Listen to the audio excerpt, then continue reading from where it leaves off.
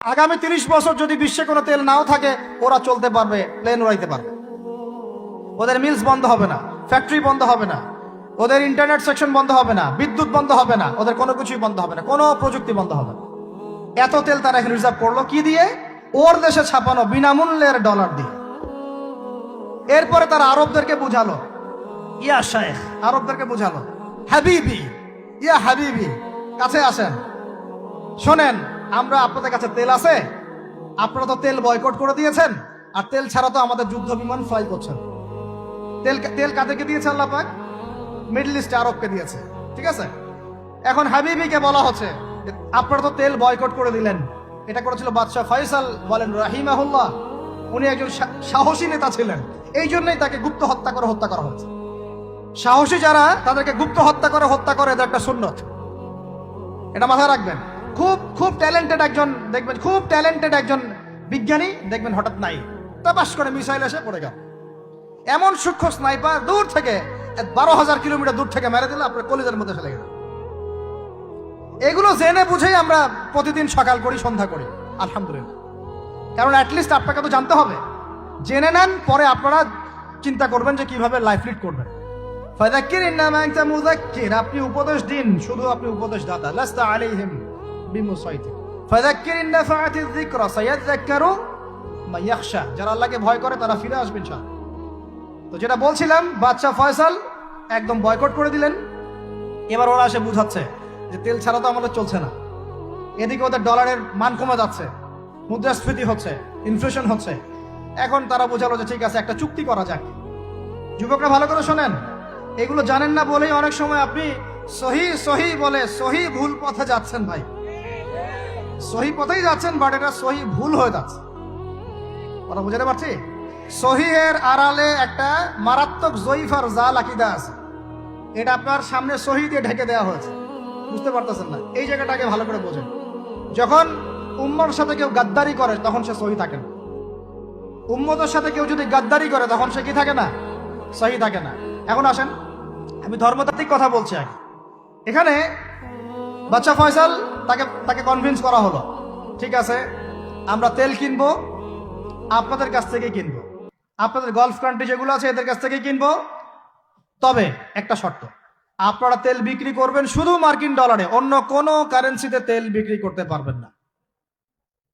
বলেন নাউজুবিল্লাহ। আপনি বাংলাদেশ গভর্নমেন্ট যদি গিয়ে এক ব্রিফকেসের মধ্যে 1 কোটি টাকা নিয়ে যায়, বুঝেন কথা, বুঝতে পারতেছেন? 1 কোটি টাকা আমাদের টাকা নিয়ে গিয়ে যদি বলে শেখ হাবিবি আমাকে তেল দাও, ওরা বলবে তেল দিতে পারবো না, খালাস, কুল্লু খালাস, এখান থেকে বের হও। কথা বুঝতে পারেন নাই? 1 কোটি কি দিবেন? টাকা, তেল দিবে না। লিখে নেন, দিবে না। কিন্তু সেই 1 কোটি টাকাকে যদি আপনি ডলারে কনভার্ট করেন, ওটাকে ডলার দিয়ে কনভার্ট করেন, করে যদি বলেন হাবিবি তেল, তখন বলবে যে আসো দাঁড়িয়ে তেল নিয়ে যাও, খালাস, কুল্লু খালাস। আর বুঝতে পারছেন? তেল বিক্রি করব শুধুমাত্র ডলার দিয়ে, ডলার ছাড়া অন্য কোনো কারেন্সিতে তেল বিক্রি করতে পারবো না। এইটা পশ্চিমারা আরবদের সাথে একটা সন্ধি করলো আর কি, চুক্তি করলো। এই চুক্তির নাম হলো পেট্রো ডলার মনিটরি সিস্টেম। বুঝতে পারলাম? Petro dollar monetary system. এর বদৌলতে আরবের মরুভূমি হয়ে গেল এখন একদম অট্টালিকার প্রাসাদ। বোঝা যায়?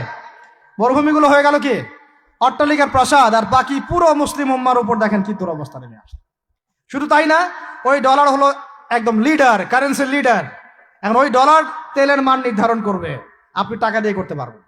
সারা বিশ্বের সবচেয়ে বড় অর্থনৈতিক জুলুম হচ্ছে এই পেট্রো ডলার মনিটরি সিস্টেম। এর চেয়ে বড় কোনো জুলুম হয়নি অর্থনৈতিক জীবন। এখন অনেক ওলামায়ে কেরাম আছেন আপনারা এখানে, আমি জানি উপস্থিত, আপনারা একটু ফিকহের কিতাবগুলো মোতালা করে আমাদেরকে একটা ফতোয়া দিয়েন যে এইরকম মনিটরি সিস্টেম প্রণয়ন করা জায়েজ না নাজায়েজ। এটা আপনারা ফতোয়া দিয়েন, আমি ফতোয়া দিতে পারবো। আমি অর্থনৈতিক ভাষায় বলতেছি যে এই মনিটরি সিস্টেমটা পুরো বিশ্বে জুলুম নিয়ে আসছে। এখন আদতে, এখন শোনেন এই অংশটুকু শোনেন, তারপরে আমি শেষের দিকে চলে আসতেছি। আদতে এতে পশ্চিমাদের লাভ কি হয়েছে শোনেন। আমার কাছে এই যে ডলার, এটা আমি ছাপাই আমার দেশে, আমার কারখানায়। আমার খরচ হচ্ছে কাগজ, আমার খরচ হচ্ছে মেশিন, আমার খরচ হচ্ছে কালি। বোঝা যায়? বোঝা যাচ্ছে? আচ্ছা, এখন সেটা আমি বানালাম, ছাপালাম, গিয়ে আমি আরবকে দিলাম, তেল দাও। ওরা এই কাগজের টাকাটা নিল, নিয়ে রিজার্ভ করলো। পরে মূল যে তেল, এই তেলটা মনে করেন তেল বা সোনা, তেল বা সোনা একই কথা, কারণ সোনার ফাংশন প্লে করছে এখন তেল। এখন তো যেহেতু গোল্ড দিনার নাই, দিরহাম নাই, এই তেলটা তারা নিল, নিয়ে ওদের দেশের আন্ডারগ্রাউন্ডে বাংকার আছে, গ্যালনকে গ্যালন গ্যালনকে গ্যালন তেল রিজার্ভ করতে থাকলো, রিজার্ভ করতে থাকলো, রিজার্ভ করতে থাকলো। এমন ভাবে রিজার্ভ করতে থাকলো যে বিগত আগামী 30 বছর যদি বিশ্বে কোনো তেল নাও থাকে, ওরা চলতে পারবে, প্লেন উড়াইতে পারবে। ওদের মিলস বন্ধ হবে না, ফ্যাক্টরি বন্ধ হবে না, ওদের ইন্টারনেট সেকশন বন্ধ হবে না, বিদ্যুৎ বন্ধ হবে না, ওদের কোনো কিছুই বন্ধ হবে না, কোনো প্রযুক্তি বন্ধ হবে না। এত তেল তারা এখন রিজার্ভ করলো কি দিয়ে? ওর দেশে ছাপানো বিনামূল্যের ডলার দিয়ে। এবং সেই ডলারটা আমরা নিলাম, নিয়ে আমরা মাশাআল্লাহ অট্টালিকা নির্মাণ করলাম, আর মনে করলাম যে মাশাআল্লাহ আমি তো খুব ধনী হয়ে গেলাম, সমৃদ্ধি অর্জন করলাম। আদতে এখানে পশ্চিমাদের সবই লাভ। আমরা বলি না জালাও তাই কদু, সরি, আমরা বলি আম গেল সালাও গেল, তাই না? এখানে আমও তাদের, সালাও তাদের। আদতে আমাদের কিছু নাই। আপনারা হাসতেছেন, কিন্তু এইটা হচ্ছে সারা বিশ্বের সবচেয়ে বড় জুলুম।